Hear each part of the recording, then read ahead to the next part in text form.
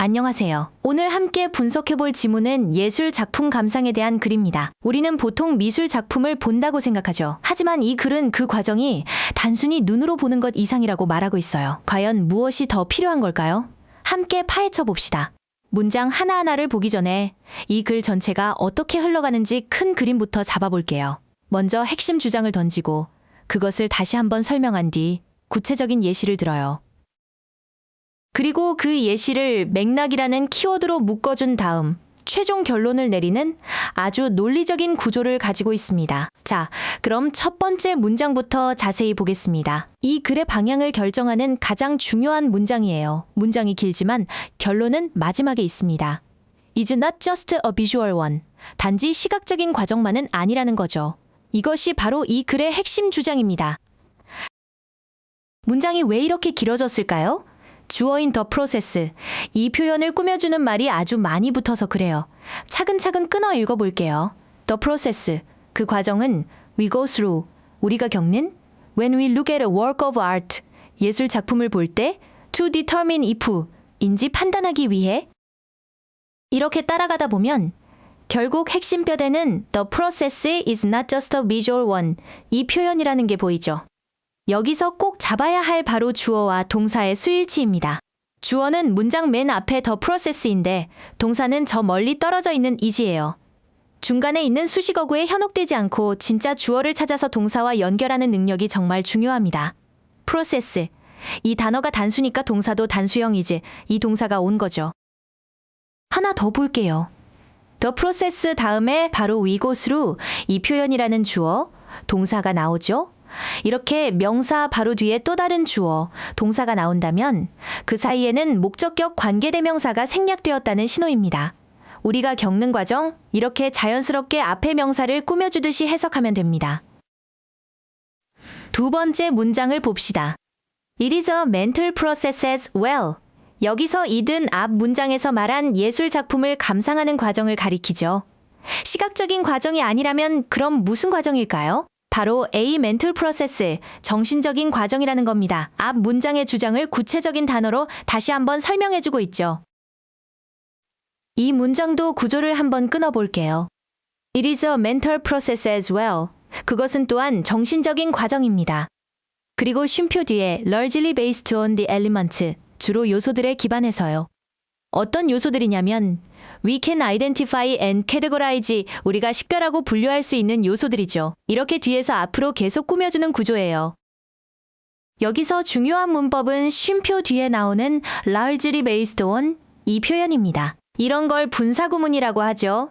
원래는 which is largely based on, 이 표현처럼 관계대명사절이었는데 주격 관계대명사와 비동사를 생략해서 간결하게 만든 거예요.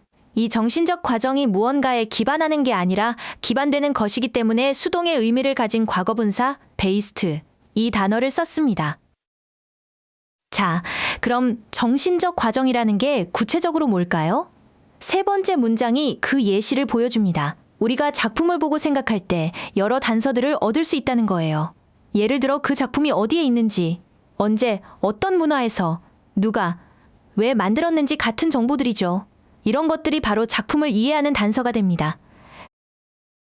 이 문장은 by, 이 단어라는 전치사 뒤에 여러 정보들이 나열되는 구조예요. We may be given clues. 우리는 단서를 받을 수 있습니다. 무엇에 의해서요? by where it is, 어디에 있는지, when it was made, 언제 만들어졌는지, 이런 식으로 5개의 정보 덩어리가 or, 이 접속사를 중심으로 연결되어 있죠. 이런 걸 병렬 구조라고 합니다. 여기서 we may be given clues, 이 표현을 주목해야 합니다. give, 이 동사의 수동태죠. 원래 문장은 누군가가 우리에게 단서를 줄 수 있다였을 거예요. 이게 수동태가 되면서 우리는 단서를 받을 수 있다는 의미로 바뀐 겁니다. 수동태 뒤에 clues, 이 명사가 나올 수 있다는 점 꼭 기억해 두세요. 그리고 아까 봤던 병렬 구조를 문법적으로 보면 모두 간접이 문문이라는 공통점이 있어요. 간접이 문문은 다른 문장 속에 포함될 때 쓰는데 중요한 건 어순입니다. 직접 물어볼 때처럼 where is it? 이 표현이 아니라 의문사, 주어, 동사 순서인 where it is 형태로 써야 한다는 거죠. 여기 나열된 5개 모두 이 규칙을 잘 지키고 있습니다. 네 번째 문장에서는 드디어 이 글의 핵심 어휘가 등장합니다. Any information we can gather, 우리가 모을 수 있는 어떤 정보든 helps us understand the work's context, 작품의 맥락을 이해하도록 돕는다는 거죠. 앞에서 길게 나열했던 장소, 시간, 문화 같은 정보들을 한 단어, context, 즉 맥락으로 정리해주는 아주 중요한 문장입니다. 문장 구조를 볼게요. 핵심은 Any information helps us understand the work's context입니다. 우리가 모으는 정보가 맥락 이해를 돕는다는 거죠.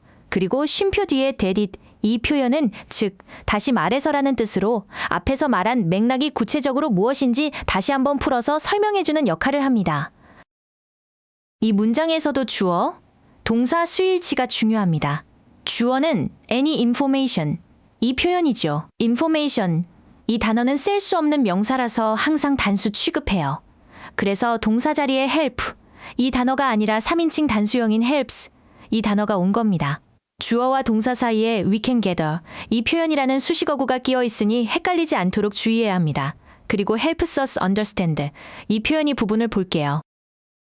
help, 이 단어는 목적어가 하도록 돕다라는 의미로 쓰일 때 목적격 보어 자리에 지금처럼 동사 원형 understand, 이 단어를 쓸 수도 있고 to understand, 이 표현처럼 to 부정사를 쓸 수도 있습니다. 둘 다 맞는 표현이니 함께 기억해 두세요. 자, 이제 마지막 문장입니다. 글의 결론에 해당하죠. And then, 그리고 나서 using all the contextual information, 우리가 모은 모든 맥락적 정보를 사용해서 we interpret the work of art content, 우리는 예술 작품의 내용을 해석합니다. 왜 해석할까요? To discover what it means or symbolizes, 그것이 무엇을 의미하고 상징하는지 발견하기 위해서죠. 결국 맥락을 통해 의미를 해석하는 것이 예술 감상의 최종 목표라는 겁니다. 이 문장 맨 앞에 있는 using 역시 분사구문입니다. 원래는 as we use, 같은 부사절이었는데 접속사와 주어를 생략하고 동사에 ing를 붙여 간결하게 만든 거죠. 이 분사구문의 의미상 주어는 주절의 주어인 we, 이 단어입니다. 우리가 정보를 사용하는 것이니 능동의 의미를 가진 현재 분사 using, 이 단어를 쓴 게 맞죠. 문장 마지막에 what it means or symbolizes 부분을 보면 or, 이 접속사를 중심으로 means, 이 단어와 symbolizes, 이 단어라는 두 동사가 나란히 연결되어 있습니다. 이런 걸 병렬 구조라고 하죠. 두 동사 모두 주어가 3인칭 단수인 it이기 때문에 똑같이 s를 붙여서 형태를 맞춰준 것을 확인할 수 있습니다. 이제 이 글의 핵심 어휘들을 정리해 볼게요. 가장 중요한 단어는 단형 컨텍스트, 즉 맥락입니다. 이 글에서 맥락이란 작품이 만들어진 시간, 장소, 문화, 작가, 이유 등 작품을 둘러싼 모든 배경 정보를 의미합니다. 바로 이 맥락을 알아야 작품을 제대로 이해할 수 있다는 거죠.